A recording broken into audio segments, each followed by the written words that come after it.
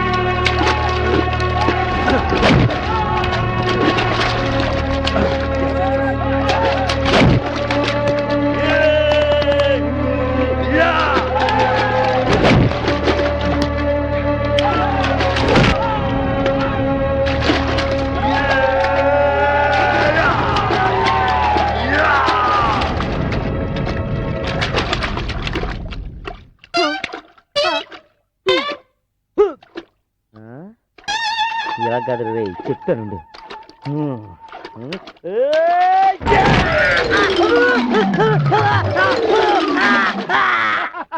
అయిందా?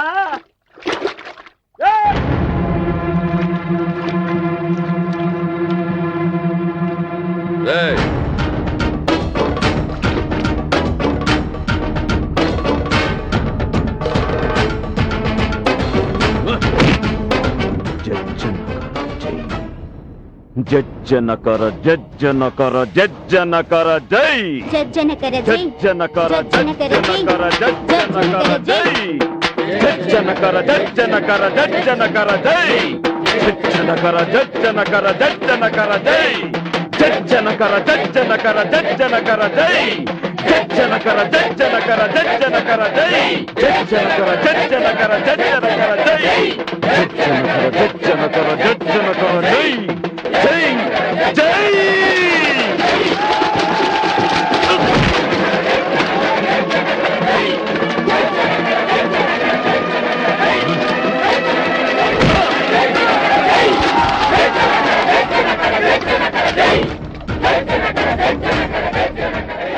ఒకటి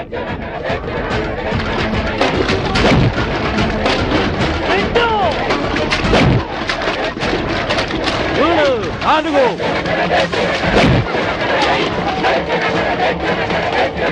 ఐదు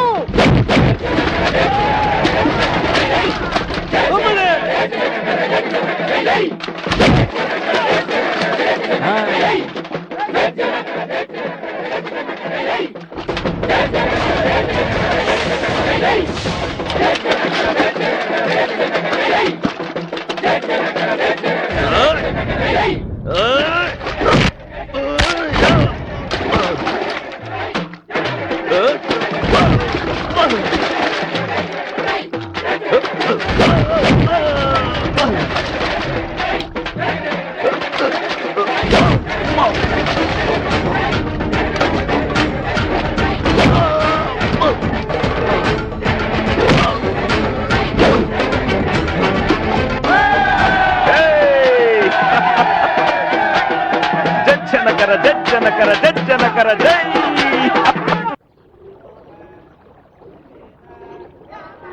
బయటకి వెళ్ళేటప్పుడు ఎక్కడికి నడకూడదు అనుకోండి. అడగచ్చురా, వెళ్ళేది నువ్వు కనుక. నేనా? అవును, నువ్వు శ్రీశైలం పెడుతున్నావు. శ్రీశైలమా? శివరాత్రి దగ్గరలో కూడా లేదే.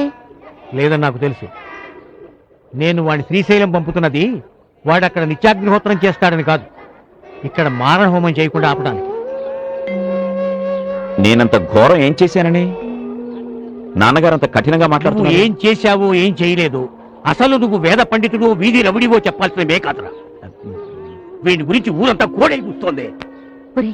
ఏమిట్రా అసలు ఏం జరిగిందో నాతోనైనా చెప్పు. అలా తలదించుకున్నాడంటే వాడేదో తప్పు చేసినట్టేగా. తలదించుకుంది తప్పు చేశానని కాదు, కనీసం అమ్మైనా నా కళ్ళలోకి చూసి నిజం తెలుసుకుంటుందని. ఆవిడ యశోదమ్మరా, నువ్వు చేసే చేష్టలన్నీ శ్రీకృష్ణ లీలని సరిపెట్టుకోగలవు, కానీ నేను నలుగురిలో తిరగవలసిన వాడిని, నా కొడుకని గర్వంగా చెప్పుకోవాల్సిన నేను ఇంత బాధ్యతారహితంగా అగౌరవంగా పోరంబోకులా తిరుగుతుంటే ఛీ, ఎందుకురా ఈ వెధవ బతుకు? ఎందుకమ్మా నాన్నగారు అంత అశుభంగా మాట్లాడుతున్నారు? అది కాదమ్మా, గుళ్ళో నిర్మాల్యం తీసేస్తే దాన్ని ఒక రకమైన పూజ అంటున్నారు. అదే సమాజంలో ఎదుగుతున్న కలుపు మొక్కల్ని ఏరిపారేస్తుంటే వీధి రౌడీయిజం అంటున్నారు, గూండాయిజం అంటున్నారు, ఇంకా ఏవేవో అంటున్నారు. ఇందాకటి నుంచి కోడై కూస్తోంది అని ఆయన అంటున్నారే.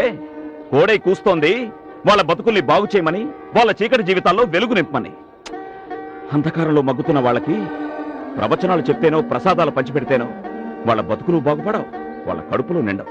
వాళ్ళ మాటేమో గాని నీ మాటలతో మా కడుపు నిండిపోయిందిరా. ఆ, ఇంకేమే, ధర్మ సంస్థాపనార్థం శ్రీకృష్ణుడే పుట్టాడు అటలా వెళ్ళిటన్నా వెళ్ళు. శ్రీకృష్ణుడే పుట్టాడని గర్వపడదాం, ఊరిని ఉద్ధరించే కొడుకుని కని పున్నామ నరకం నుంచి విముక్తి పొందామని సంతోషిద్దాం. పద. అన్నయ్య, నాన్న చల్లబట్టట మనల్ని చల్లబరిచినట్ట. రాత్రికి తెలుస్తా. మానస సంచరరే. బ్రహ్మణి మానస సంచరరే. ఎందుకా ముసిముసి నవ్వులు? గొప్పగా నాటకమాడారుగా, గట్టిగానే నవ్వండి. గట్టిగా అంటే అంత గట్టిగా కాదు.